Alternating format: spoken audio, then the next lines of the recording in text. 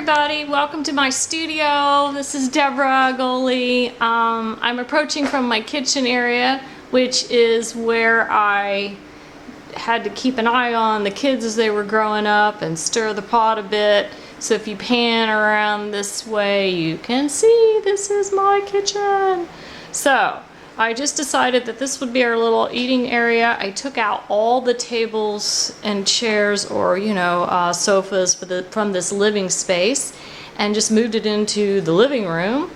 And this became my studio for the last, I don't know, almost 12 years now. I've been using this space. So I got my sewing over here with a machine, and I actually have another space here where if I move all my mats and all the projects I'm working on, I can actually sit here and plug in my other machine, but it makes a nice layout space.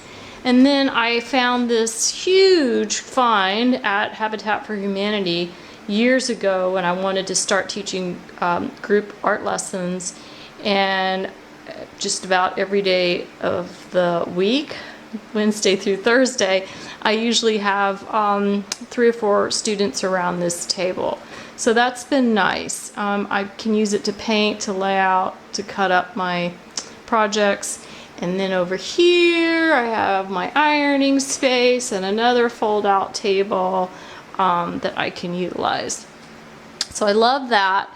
Then I have, of course, all my paints, my supplies, everything in this hutch that used to be in my kitchen when we were first married. One of the first projects that we actually finished together, and my husband has never done a home project since then. So that'll really test your marriage. And then this is my supply closet that has a lot of my mixed media things to keep all of my what do you want to call it? Just everything and anything that I might be using with my paints, and extra extension cords, pencils, tape, more paper, everything in there. So I kind of keep that one closed because that was really messy most of the time. And you can tell that I don't have quite much fabric in here. All my threads are definitely down in here outside of the sunlight, inside of either plastic bins or drawers. And anything that's relevant to what I'm currently working on would be in these stacked bins, so that I can keep the backing readily available, or maybe I'm auditioning a particular fabric. So this is my living space that I made over, and there's nothing on the walls right now, yes, because all of my art is at Arts HQ, so please go see all of that. This one's heading to the Shimmer at the end of this month, and it's in Scottsdale. You can go visit it, and it is all fabric on there that I collaged on there. And I'm probably going to photograph this piece and then make it into a larger art quilt for sure, and I'll show you in a bit just how I do that. If I pan over here, this is my easel. Not only do I paint on this easel, I also use it as my layout space. So I really, really enjoy having this large easel that I also found at Goodwill for like $5, and it's been a godsend. Okay, so what am I working on? Well, I will show you that in just a second. Maybe I should take a little walk first down the hallway here, because you're probably going, well, where does she? Okay, so this is my office, all my books, crazy. This is like, there's just a lot of marketing that goes on when you're doing this as a full-time artist. So I have my own office out here, and inside my daughter's room, who's no longer here, she's away at college, I use this big wall here to photograph, to pen up my work, and get it final and ready to go. So this will be going to Chandler at Art Quilts XXV 25. I got to get that in the beginning of next month. And down the hallway here, oh gosh, it's dark, isn't it? We're gonna have to turn the light on. But this is where I keep all my fabric out of the light. And you can see, I've got my batiks. I have just about everything you know, listed there. You all know how this works. I don't know why I have to tell you all that part. But I do keep separated. These are all the ones I've designed myself, that I've had them printed, and sometimes I just quilt through these, or I'll sell the individual panels at art quilt shows. So there is a hole behind that door, more of all of this, so it's definitely not all that I have. And I share that space behind the door with my husband, who is a computer guy, so as you can tell, he's got a TV he's delivering to somebody. Anyway, so that is a little bit about my studio. I do collage. See, these are some of the first pieces that I worked on. I actually am a painter, architect by trade, and when I was playing around with just a couple of collaged pieces of fabric, that's what I was coming up with at one point, and then I back paint over all of the fabric that, and it really kind of glues it all down. I mean, paint does have a glue in it. This one is a paper collage that I then turned into a fiber collage that is hanging at Arts HQ right now in Surprise. And this one is about to go to the Shemer in Scottsdale, and it is a painted on raw canvas and on 2 different canvases, cut it up, put it back together, appliqued more fabric over the top, and then stitched through the whole thing. I build my own frames, and I cover the sides. Can you see the sides? With pumice, so that's really cool.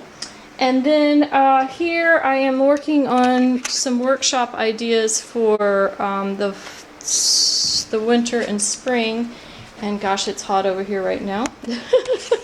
But I'll try to get it out of the sunlight so it's a little bit easier to see. So I would paint onto the broadcloth. I taught this one last January. It was really a wonderful exercise, so that you could just, it's basically you're drawing right on one piece of cloth, and then you're appliquing on top your design, having kind of using the painted areas to know where you want oranges, where you want yellows, and then you can come back in and add more paint to do shadowing and really make it come to life, and then stitch it. So that's a relatively more simple idea of just showing how I use paint with the fabric. And these, of course, are just collaged.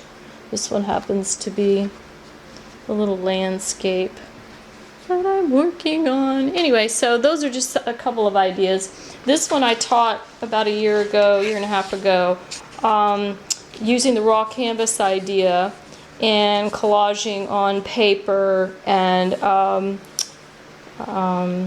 little bits. Here's where's my little bits? See my little bits? Yes. To create this cactus wren, adding words, and then I'm back painting to soften all the edges. So this one I will be continuing to stitch all the way through, and then I will build a frame to put that one on.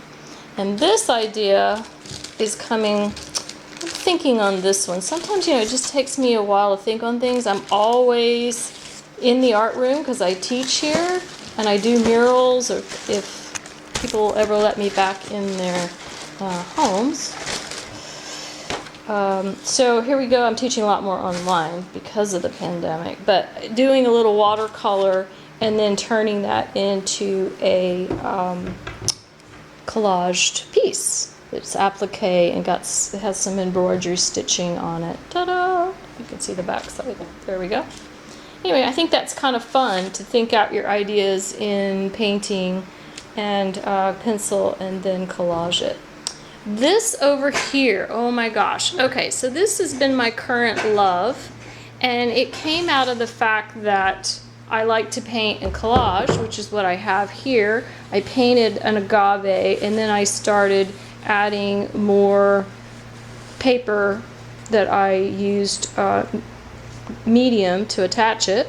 Here's one flower. I'll probably, so then what I do is I print this onto broadcloth.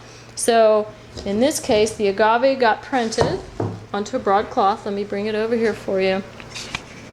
And you can see that it is, you can see the agave and the leaves and then all that papering that I did here. But what I'm doing is cutting through and adding more dimension to it. So my work is definitely abstract. I'm going to turn my camera just a little bit to get it wider shot for you. So you can see that the printed fabric is on top of my painting. Then I have another layer right here that happens to be my, what do you want to call it? This will be my light layer. And then I have a medium layer. Actually, this one only has the top layer. This is my medium layer. And then I have a dark layer on the bottom. That's not including the batting and the backing. Ta-da-da, there's the backing. Okay, so once I cut through where I want to expose, this will reverse applique, any of the darks and light areas. And I started to add a little stitching in there. So I think this one definitely is now ready to stitch. It may be that as I'm going along, I might see something I need to cut back through, or I can back paint it with a little acrylic or textile paint. So that's really fun because I definitely love these little red dots that were in the painting. So I might need to pop those up with red stitching. I am using orange right now. So this is going to be fun, and this might be something that I could do a little workshop on. First, that's up here on my easel, you can see that it definitely has the dark layer on top as a neutral underneath it with all the words, and then underneath you can see I have a colorful background, so colored, neutral, and dark. So it's just a little bit different in how I'm treating the layers and cutting through. So I hope to get that one done. Oh my gosh. Okay, so that kind of gives you an overview of what I'm working on, and hopefully if you're interested in taking one of my workshops, you can find me. Thank you so much for your time.